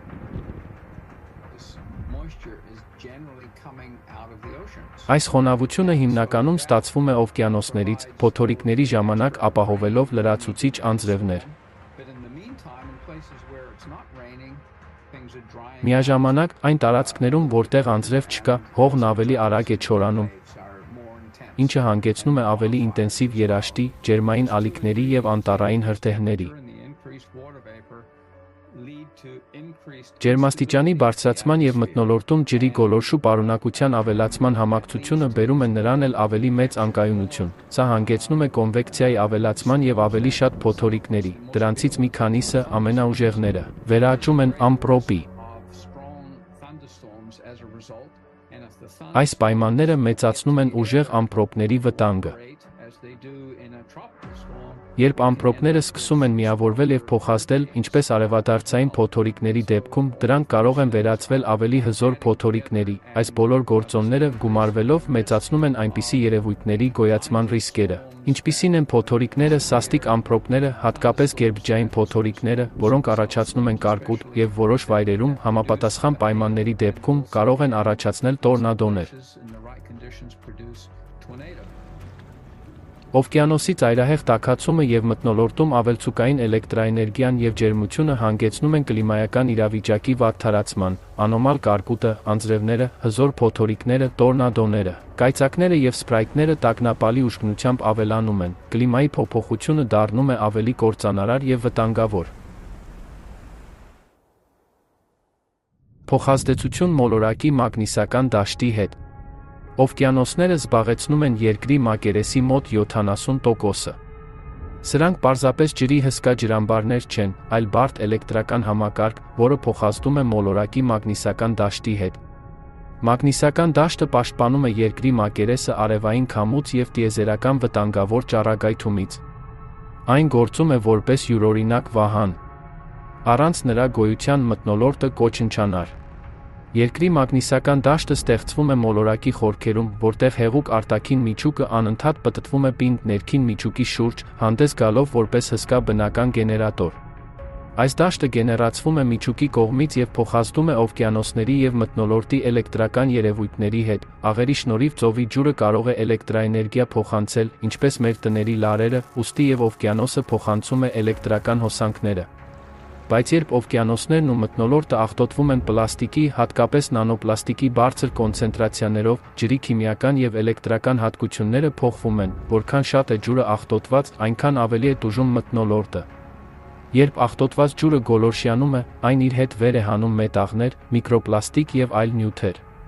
Պատկերացրեք, որ դուք ունեք ձեր ձեռքի ափի չափ հզոր մագնիս, բայց բավական է կողքը մի կտոր երկաթ դնեք, եւ այն դեպի իրեն կցկի մագնիսական դաշտի մի մասը, նվազեցնելով մագնիսի ընդհանուր ուժը։ Դրա նման մի բան է տեղի ունենում մթնոլորտի եւ ջրոլորտի հետ։ Սա կարող է հանգեցնել մագնիսական դաշտում տեղային անոմալիաների, եւ սա պետք է դառնա ուսումնասիրության առարկա, հատկապես կլիմայի գլոբալ փոփոխության ժամանակաշրջանում։ Այո, մենք հիմա գիտենք, որ մոլորակի կլիմայի վրա օվկիանոսի ազդեցության հիմնական գործոնը, դա նրա տաքացումն է, եւ միկրոպլաստիկն ավելի է խորացնում գործընթացը։ Անհրաժեշտ է, որ մոտ ապագայում առավել վճռական գործողություններ ձեռնարկվեն օվկիանոսը մաքրելու նպատակով, մոլորակը եւ մոլորակի կենդանի կյանքը պահպանելու համար։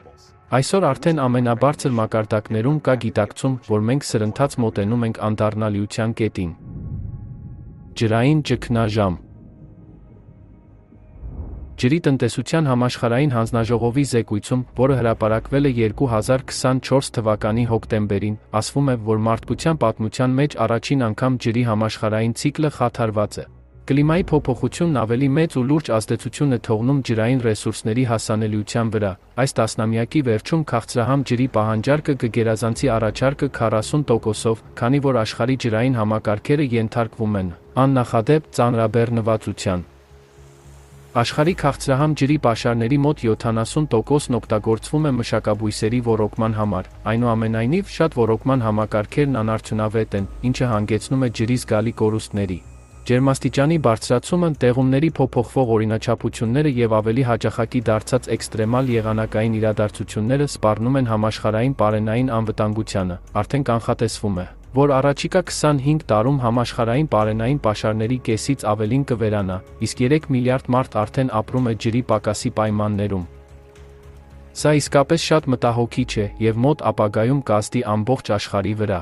Օվկիանոսի արժեքը մոլորակի վրա կյանքը պահպանելու համար ակնհայտ է, եւ համաշխարհային առաջնորդներն արդեն խոսում են հրատապ քայլեր ձեռնարկելու անհրաժեշտության մասին։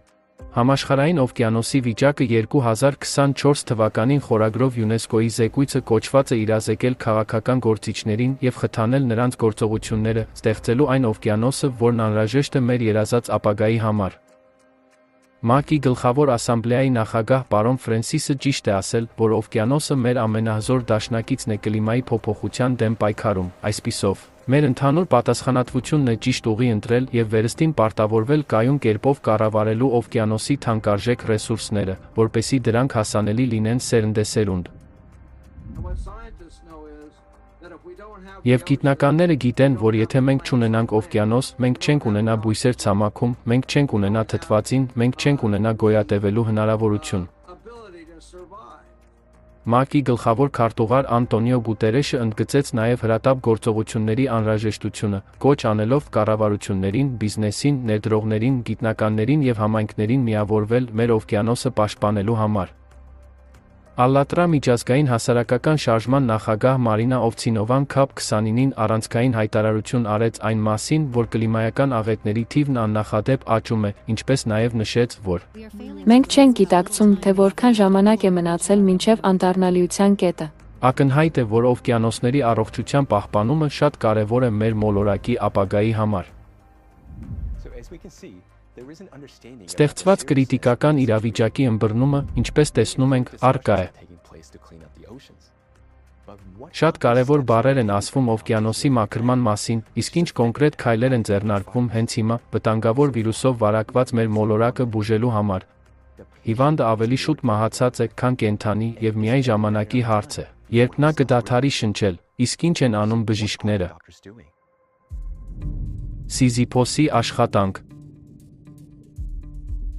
Իրավիճակը ինչ-որ կերպ բարելավելու համար փորձ է արվում օվկիանոսը մաքրել մակերեսին գտնվող խոշոր աղբից։ Տարբեր կազմակերպություններ եւ նախաձեռնություններ աշխատում են պլաստիկի եւ այլ աղբի հավաքման նախագծերի վրա, որոնք լողում են մակերեսին։ Օվկիանոսի մաքրման ամենահավակնոտ նախագիծը The Ocean Cleanup կազմակերպության նախաձեռնությունն է։ Այս տեխնոլոգիան կայանում է նրանում, որ երկու նավ լողում են ջրի վրա եւ իրենց հետևից քաշում մոտ 2.2 կիլոմետր երկարությամբ պատնեշ, որը ջրի տակ է սուզվում 4 մետրով։ Այս խորության վրա է գտնվում պլաստիկի թափոնների մեծ մասը։ Աղբը հավաքվում է մեծ պարկի մեջ եւ երբ այն լցվում է, այն տեղափոխվում է նավերից մեկի վրա, որտեղ պլաստիկը տեսակավորվում եւ փաթեթավորվում է։ Դրանից հետո պարկը կրկին իջնում է ջրի մեջ եւ գործընթացը սկսվում է նորից։ Առաջին հայացքից դա հիանալի է թվում, բայց կան մի քանի նրբերանգներ, երբ աղբը որսում են, պլաստիկի հետ միասին թակարդվում են նաև կենդանի օրգանիզմները, որոնք ապրում են ջրի մակերեսին, ինչպիսիք են միկրոսկոպիկ ջրիմուռները, մանրածքնիկները եւ մեդուզաները։ Մինչ այժմ ոչ ոք չի հաշվառել, թե որքան կենդանի էակներ են հայտնվում ցանցում։ Բայց եթե այդ օրգանիզմները ոչնչացվեն մեծ քանակությամբ, դա բացասաբար կանդրադառնա բոլոր ծովային բնակիչների վրա, քանի որ կխախտվի սննդային շղթան։ Չնայած կենդանիների անվտանգության ապահովման ուղղությամբ ձեռնարկվող միջոցառումներին, խնդիրը չի հաջողվում լուծել։ 2024 թվականի նոյեմբերի դրությամբ The Ocean Cleanup նախագծի մասնակիցները համաշխարհային օվկիանոսից հավաքել են մոտ 20,000 տոննա պլաստիկ։ Սա կարևոր քայլ է, բայց խնդրի մասշտաբով դա ասես մի կաթիլ լինի ծովի մեջ, համաշխարհային օվկիանոսում լողում է մոտ 200 միլիոն տոննա աղբ, եւ ամեն տարի այդ թիվն ավելանում է ևս 11 միլիոն տոննայով։ 20,000 տոննան կազմում է օվկիանոսի ողջ աղբի ընդամենը 0.1%-ը։ Օվկիանոսների մաքրման խնդիրն ուսումնասիրելիս բազմաթիվ հարցեր են առաջանում։ Օրինակ, եթե նույնիսկ ամբողջ պլաստիկն օվկիանոսից հանենք, ինչ ենք նախատեսում անել դրա հետ։ Ի վերջո, այսօր վերամշակվում է պլաստիկի 9%-ից ոչ ավելին։ Ստացվում է, որ կրկին պետք է նետենք աղբանոց։ Բացի այդ, աղբահանությունը աներևակայելի թանկ է։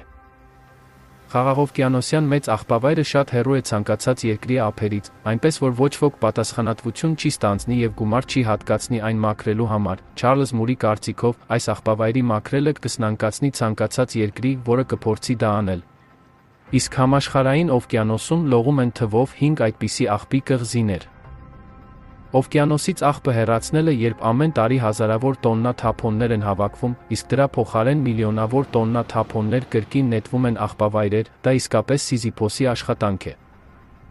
Օվկիանոսը հնարավոր կլինի մաքրել միայն այն ժամանակ, երբ դա դառնա ողջ մարդկության խնդիրը, այլ ոչ թե պարզապես առանձին ակտիվիստների նախաձեռնությունը։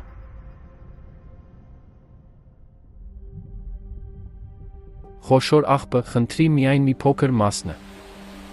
Խոսքը միայն օվկիանոսի մակերեսին լողացող պլաստիկի մասին է։ Ընդ որում դա ընդամենը մի փոքր մասն է, 1%-ից պակաս նրանից, ինչն իրականում լողում է օվկիանոսում, պատմում է Մելանի Բերգմանը, ծովային կենսաբան Ալֆրեդ Վեգեների ինստիտուտից։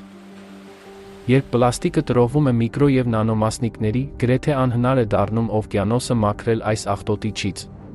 Միկրոպլաստիկից ջուրը մաքրելու տեխնոլոգիաների մշակումները գոյություն ունեն, բայց դրանք դեռ փորձարարական փուլում են, եւ մենք դեռ հեռու ենք դրանց գլոբալ մակարդակով գործնական կիրառումից։ Հիմնական խնդիրների թվում են սահմանափակ արդյունավետությունը եւ այդպիսի լուծումների մասշտաբայնության բարդությունը։ Բայց նույնիսկ եթե մենք հավաքենք ամբողջ խոշոր աղբը, ապա ինչ անել միկրոպլաստիկի հետ։ Ի վերջո, այն տարածված է օվկիանոսի ամբողջ հաստույթով, հատկապես նրա հատակին, եւ հենց միկրոպլաստիկն է ներկայացնում հիմնական սպառնալիքը։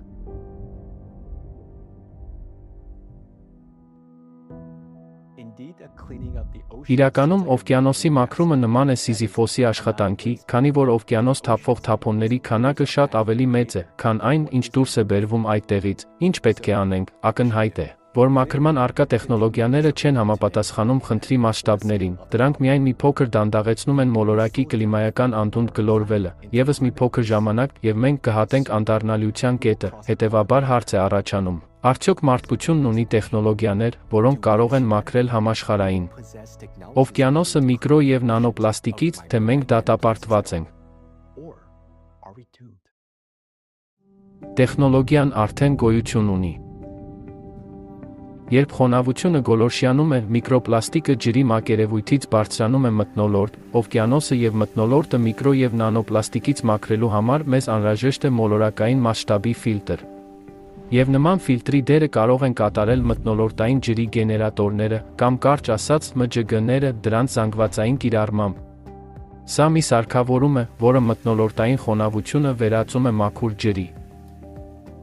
Ամեն օր ջուրը գոլորշիանում է մեր բոլոր օվկիանոսների, ծովերի եւ լճերի մակերեսից, երբ այն բարձրանում է որոշակի բարձրության վրա, այն սառչում է մինչև ցողի կետը եւ վերածվում ամպի, եւ հետո բնականաբար քամին քշում է այս ամպը։ Երբ դրա ջերմաստիճանը իջնում է ցողի կետից ցածր, այն վերածվում է անձրևի եւ նորից փոխում իր վիճակը։ Օդից խոնավություն վերցնելով մենք խթանում ենք գոլորշիացումը։ Գոլորշիացման հետ մեկտեղ մակերևույթից բարձրանում են միկրո եւ նանոպլաստիկի նոր չափաբաժինները։ Սարքավորման աշխատանքի սկզբունքը հետևյալն է. այնտեղ մտնող օդը նախ ենթարկվում է զտման։ Ջուրը խտանում է օդում պարունակվող խոնավությունից։ Այսպիսով միակ բանը, ինչը արդյունահանվում է սարքի միջոցով, դա H2O-ի մոլեկուլն է, որն ավելի փոքր է, քան միկրոպլաստիկի մասնիկները։ Այսինքն, այսպիսով մենք կմաքրենք օվկիանոսը միկրոպլաստիկից, կնվազեցնենք բեռը մեր մոլորակի ջրային պաշարների վրա։ Եվ այս կերպ մենք խմելու ջրով կապահովենք այն շրջանները, որոնք ունեն դրա պահանջը։ Միայն դա պետք է արվի արդյունաբերական մասշտաբներով, եւ դա պետք է լինի համաշխարհային կառավարական մակարդակով։ Այսպիսով մթնոլորտային ջրի գեներատորները դառնում են արհեստական ստիճներ, որոնք ներկառուցված են մոլորակի ջրային ցիկլի մեջ։ Բացի այդ, ինտենսիվ գոլորշիացումը սառեցնում է օվկիանոսը։ Օդից ջրի խտացման տեխնոլոգիան աշխատում է արյան մաքրման ընթացակարգի, պլազմոֆերեզի սկզբունքով, այնպես, ինչպես պլազմոֆերեզն է հեռացնում վնասակար բաղադրիչները արյունից եւ վերականգնում օրգանիզմի իմունիտետը, այդպես էլ մթնոլորտային ջրի գեներատորն է ստում նանոպլաստիկը ջրային գոլորշիներից եւ վերականգնում է օվկիանոսի բնական գործառույթները։ Այսպիսով մենք կմաքրենք մթնոլորտն ու օվկիանոսը միկրոպլաստիկից, ավելին, ՄՋԳ կայանքների օգնությամբ մենք կստանանք մաքրված ջրի անհրաժեշտ ծավալը կենցաղային եւ արտադրական բոլոր կարիքների համար։ Օգտագործված ջուրը պետք է վերադառնա հողի մեջ, որտեղ այն կփոխազդի միկրոօրգանիզմների հետ, որոնք քայքայում են նանոպլաստիկը, հարստանում են հանքանյութերով եւ անցնում բնական հետմաքրման գործընթացով։ Հողի մեջ խոնավության ներթափանցումից հետո ստորերկրյա ջրերն ու գետերը, որոնք չորացել են, կսկսեն վերականգնվել։ Հողը կդառնա բերրի, եւ բուսականությունը կվերակենդանանա։ Բացի այդ, խոնավ հողը կօգնի հարթել ջերմաստիճանի տարբերությունները, իսկ ջրի բարձր ջերմային հաղորդունակությունը թույլ կտա արդյունավետորեն հեռացնել ջերմությունը տաք տարածքներից։ Սա հատկապես կարևոր է մոլորակի կլիմայական փոփոխությունների պայմաններում։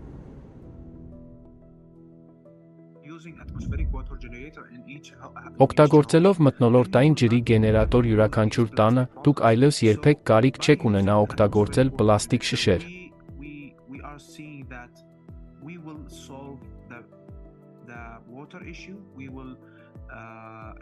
Այսպիսով, օգտագործելով մթնոլորտային ջրի գեներատոր, մենք կլուծենք ջրի խնդիրը, կնվազեցնենք պլաստիկի արտադրության վնասը, կնվազեցնենք փոխադրումից ածխաթթու գազի արտանետումները եւ կօգնենք շրջակա միջավայրին վերադառնալ բնական ցիկլին։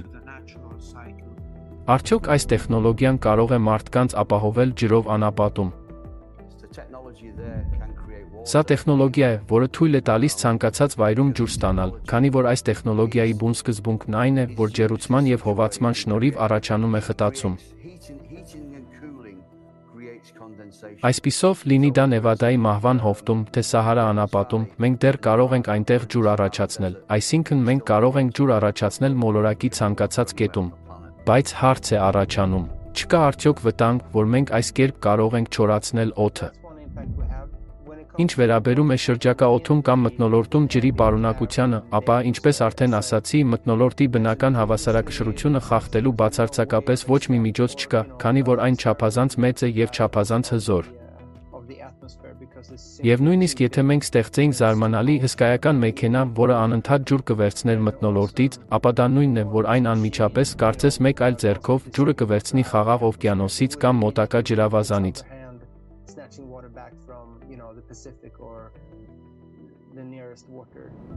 Բացի այդ, երբ մթնոլորտից ավելորդ խոնավություն ենք վերցնում, ծայրահեղ անձրևներն ու քամիները նվազում են, այն նաև մաքրվում է մեթանից և CO2-ից։ Մթնոլորտային ջրի գեներատորների ակտիվ օգտագործման ընդամենը 2-ից 3 տարվա ընթացքում օվկիանոսը և մթնոլորտը զգալիորեն կմաքրվեն, մաքրելով օվկիանոսը միկրոպլաստիկից, մենք կվերականգնենք դրա ջերմային հաղորդունակության գործառույթը։ Օվկիանոսը նորից կսկսի ջերմությունը արտահանել դեպի մթնոլորտ, որից հետո դա կցրվի տիեզերքում։ Սա կմեղմացնի կատակլիզմների կործանարար ազդեցությունը։ Բացի այդ, անցումը ՄՋԳ-ներին թույլ կտա նվազեցնել կախվածությունը ցամաքային և ստորգետնյա ջրային աղբյուրներից։ ՄՋԳ-ները կարող են արտադրել անհրաժեշտ քանակությամբ ջուր ինչպես խմելու, այնպես էլ արդյունաբերական կարիքների համար։ Դրանք կենսական նշանակություն կունենան ջրային ճգնաժամի պայմաններում և կապահովեն ջրամատակարարման կայունությունը։ Դա թույլ կտա լիովին իրականացնել ՄԱԿ-ի կայուն զարգացման միանգամից մի քանի նպատակներ։ Որպեսզի օվկիանոսի մաքրման գործընթացը սկսվի գլոբալ մասշտաբով, մենք պետք է ամբողջ ջուրը ստանանք միայն մթնոլորտից, այսինքն ամբողջությամբ անցնենք ՄՋԳ-ներին։ Ի վերջո, որքան շատ խոնավություն վերցնենք մթնոլորտից, այնքան ավելի ինտենսիվ կլինի գոլորշիացումը, ինչը նշանակում է, որ օվկիանոսի մաքրման գործընթացը կարագանա։ Իսկ ՄՋԳ-ների խնայողական էներգամատակարարման համար մենք պետք է ներդնենք էներգիայի անվառելիք գեներատորները (EAG-ներ)։ Եվ, իհարկե, մենք պետք է դադարեցնենք օվկիանոսը աղբի թափոններով աղտոտելը։ Բացի այդ, իրականացնել կոյուղու համակարգերի վերակառուցում, այս քայլերը կհանգեցնեն գիտատեխնիկական հեղափոխության, կապահովեն կայուն ջրամատակարարում և կնվազեցնեն կլիմայի վրա բացասական ազդեցությունը։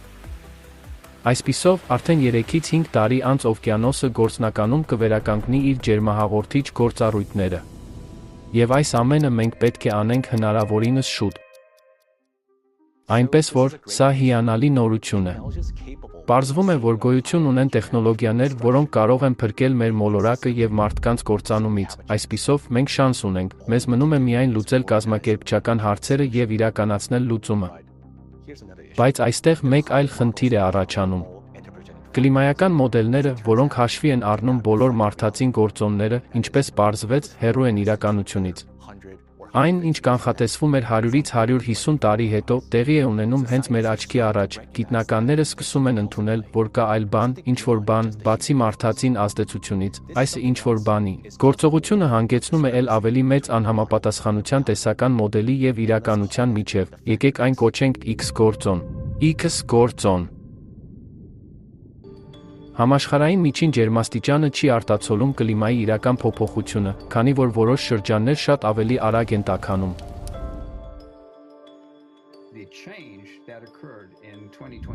2023 թվականին տեղի ունեցած փոփոխությունները այնքան մեծ էին, և շատերը գերազանցեցին այն ամենը, ինչ մենք տեսել ենք նախկինում, և հետևաբար դա պահանջում է բացատրություն։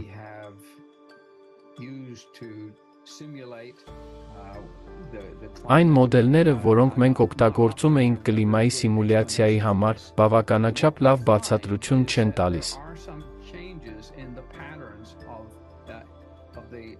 Եվ մենք գտնում ենք, որ այս ամենի արդյունքում որոշ փոփոխություններ են տեղի ունենում օվկիանոսային հոսանքների և մթնոլորտային քամիների հատկություններում, այսպիսով, չնայած լրացուցիչ ջերմությանը, այն տեղափոխվում է օվկիանոսային հոսանքներով և մթնոլորտով և կենտրոնանում է որոշակի տարածքներում այնպես, ինչպես մենք երբեք չենք տեսել։ Համաշխարհային գիտական հանրությունը անհանգստությամբ է հետևում, թե ինչպես են կլիմայի վատթարացման միտումները գերազանցում իրենց կողմից կանխատեսված մոդելները, ինչում է ժամանակակից կլիմայական մոդելների այսպիսի ոչ ճշգրտության պատճառը։ Որոշ փորձագետներ կարծում են, որ դրա հիմնական պատճառներից մեկը խորհրդավոր X գործոնն է։ 2023-ի ռեկորդային ջերմաստիճանը, այնուամենայնիվ, անհանգստացրել է գիտնականներին և ակնարկում է որոշ խորհրդավոր նոր գործընթացների մասին, որոնք կարող են տեղի ունենալ, ասում է ՆԱՍԱ-ի գլխավոր կլիմայագետ Գևին Շմիդտը։ Սա ոչ միայն ռեկորդ էր, սա ռեկորդ էր, որը գերազանցեց նախորդ ռեկորդը ռեկորդային տարբերությամբ։ Միևնույն ժամանակ, երկարաժամկետ միտումները մեզ համար հասկանալի են, և դրանք պայմանավորված են ջերմոցային գազերով, մարդածին ազդեցությամբ։ Բայց այն, ինչ տեղի ունեցավ 2023 թվականին, հենց դա էր, իսկ հետո էլի մի բան էլ գումարած։ Եվ այդ գումարած ինչ-որ բանը շատ ավելին է, քան մենք ակնկալում ենք կամ դեռ կարող ենք բացատրել։ Այս ֆիլմում մենք անդրադարձել ենք օվկիանոսի ջերմաստիճանի բարձրացման պատճառներից մեկին, և սա հենց օվկիանոսի ջրի հատկությունների փոփոխությունն է։ Նանոպլաստիկը ազդում է ջրի ջերմունակության և ջերմահաղորդունակության վրա, պահպանելով ջերմությունը օվկիանոսային ջրերում։ Բացի այդ, կան նաև ջերմոցային գազեր, որոնք տաքացնում են մթնոլորտը, իսկ մթնոլորտը տաքացնում է օվկիանոսի մակերեսը։ Բայց արդյոք այդ գործոններն ի վիճակի են այդքան մեծացնել օվկիանոսի տաքացումը, եթե արևից ներհոսքը մնում է նույնը, իսկ բոլոր մարդածին գործոնները հաշվի են առնված կլիմայական մոդելներում։ Ենթադրվում է, որ օվկիանոսը սկսել է լրացուցիչ ջերմություն ստանալ այլ աղբյուրներից։ Ուսումնասիրությունները ցույց են տալիս, որ միջին օվկիանոսային հատվածները վերջին 60 տարիների ընթացքում տաքանում են 15 անգամ ավելի արագ, քան նախորդ 10,000 տարիների ընթացքում, և այդ տաքացման տեմպերը արագանում են, խորը շերտերի նման ջեռուցման համար, որտեղ արևի ճառագայթները չեն թափանցում, պահանջվում է հսկայական քանակությամբ էներգիա։ Օրինակ, հենց Արևմտյան Անտարկտիդայի ափերին ու Էդել ծովի խորքային ջրերի տարօրինակ տաքացում է տեղի ունենում, մինչ ջրի վերին 700 մետրը հազիվ է տաքանում, խորը շերտերում ջերմաստիճանը անընդհատ բարձրանում է։ Այս անոմալիան մի քանի բացատրություն ունի, բայց ոչ մի պատճառ դեռ 100%-ով հաստատված չէ։ Որտեղից է հայտնվում լրացուցիչ ջերմությունը օվկիանոսի խորքերում։ Ենթադրվում է, որ երկրի ընթերքից եկող ջերմությունը աննշան է, և այն կարելի է անտեսել, բայց միգուցե մենք թերագնահատում ենք այս գործոնը։ Ի վերջո, օվկիանոսի խորքերի մասին մեր գիտելիքները սահմանափակ են, բանն այն է, որ ծովի հատակի ավելի քան 70%-ը գտնվում է ավելի քան 3000 մետր խորության վրա։ Նման մեծ խորություններում հետազոտությունները կապված են բազմաթիվ տեխնիկական մարտահրավերների հետ, բատիսկաֆներն ու սենսորներն այնտեղ հազվադեպ են իջնում, իսկ հաշվարկները հիմնված են հին տվյալների վրա։